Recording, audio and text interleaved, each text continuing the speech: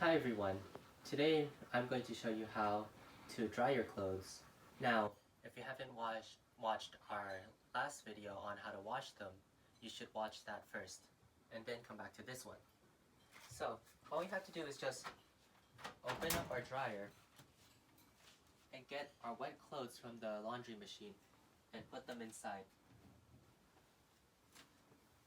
Make sure you get them one by one, or else it's going to be too heavy and you might drop them on the floor and make them dirty again.